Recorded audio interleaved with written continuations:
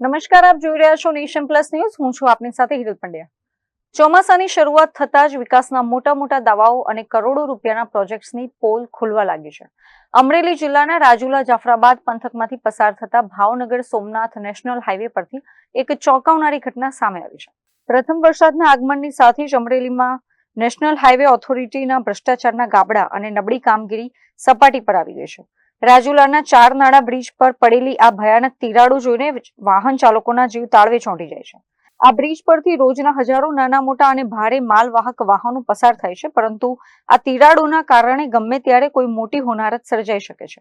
અકસ્માતનો આ ભય સતત તોડાઈ રહ્યો હોવા છતાં તંત્ર હજી સુધી મૌન છે, જેને પગલે સ્થાનિક લોકો અને વાહન ચાલકોમાં પ્રચંડ રોષ જોવા મળી રહ્યો છે. જનતા હવે એક જ માંગ કરી રહી છે કે નેશનલ ઓથોરિટી ઊંઘમાંથી જાગે, ભ્રષ્ટ કોન્ટ્રાક્ટરો સામે કડક પગલાં ભરે અને આ બ્રિજનું વહેલી તકે મજબૂત સમારકામ કરવામાં આવે. અત્યારે આ રાજુલાના 4 નાળા નજીક જે ફ્લાયઓવર બ્રિજ આવેલો છે, એ બ્રિજમાં પહેલાં પણ અગાઉ રજૂઆત કરેલી મીડિયા સમક્ષ, અને આજે પણ આ ચોમાસું શરૂ થતાં જ આ ફ્લાયઓવરમાં જે PQC ક્રેક થવાને લીધે અત્યારે મોટી તિરાડો પડી છે. અગાઉ પણ આ બ્રિજને એક સાઈડ બંધ કરવામાં આવતી, એક ખુલ્લી કરવામાં આવતી. અગાઉ બ્રિજ પણ ફ્લાયઓવર બ્રિજ બેસી ગયો હતો. હિંડોળાએ પણ આ બ્રિજ ઉપર આવી પરિસ્થિતિ છે. તો નેશનલ ઓથોરિટીના અધિકારીઓને મારી ઉગ્ર માંગ છે કે આ એજન્સી સામે તાત્કાલિક કાર્યવાહી કરવામાં આવે. આ બ્રિજમાં હલકી ગુણવત્તાવાળું જે PQCમાં જે કોન્ક્રીટ વાપરવામાં આવ્યું, હલકી ગુણવત્તાવાળું વાપરવામાં આવેલું છે, તેમજ હલકી ગુણવત્તાવાળી માટી વાપરવાના કારણે અવારનવાર આ PQC ક્રેક થવાને લીધે મોટી તિરાડો થાય છે.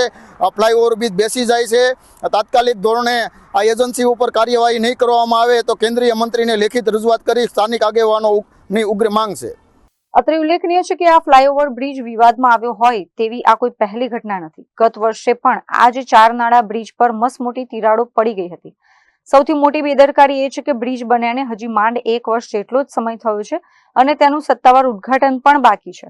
લોકાર્પણ પહેલા જ બ્રિજ ફાટી જવાની ઘટનાએ એન્જિનિયરોની ગુણવત્તા સામે મોટા સવાલો ઉભા કર્યા છે.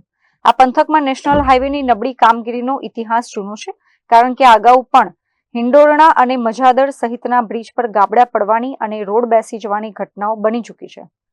ત્યારે વારંવાર લપડાક ખાધા પછી પણ નેશનલ ઓથોરિટી આ તિરાડોનું કાયમી અને મજબૂત સમારકામ ક્યારે કરશે એ હવે જોવાનું રહ્યું. Dharmesh Mehta, nation plus news, Amreli. સમાચારોના સતત અપડેટ મેળવવા માટે અમારી નેશન પ્લસ ન્યૂઝની YouTube ચેનલને સબસ્ક્રાઇબ કરો, બેલ આઇકન દબાવો અને જોડાયેલા રહો Facebook, Instagram અને Twitter પર.